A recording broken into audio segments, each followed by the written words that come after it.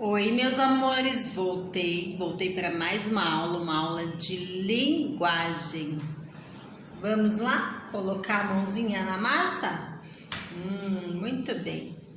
Na última aula, nós tínhamos que criar um texto, uma história. E nessa história, deu o título: Era uma vez uma bruxinha. E aí, vocês conseguiram fazer essa história?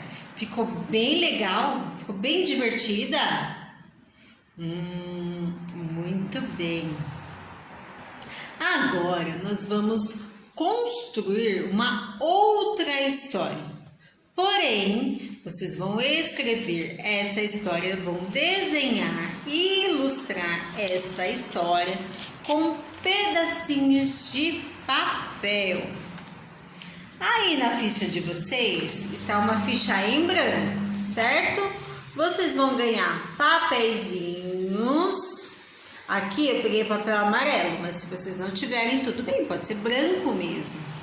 Aí nós vamos construir, nós vamos imaginar, nós vamos criar uma história.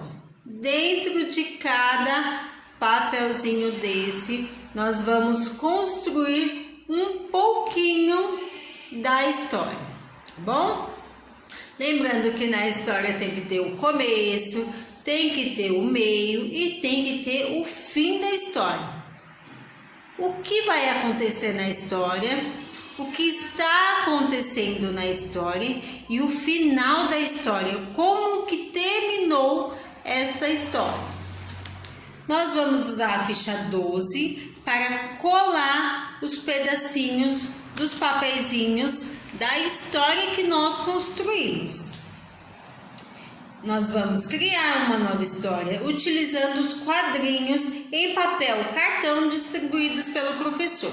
Como eu não estou aí para ajudar vocês, vou pedir ajuda do papai, da mamãe, de um adulto para ajudá-los. Vão distribuir para vocês papeizinhos e vocês vão construir a história, tá bom?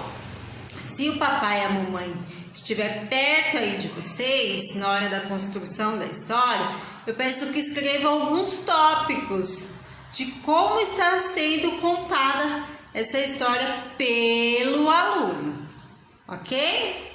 E vamos construir a nossa história. Eu não dei nenhum tema aqui, vocês podem pensar em alguma coisa e começar a contar uma história.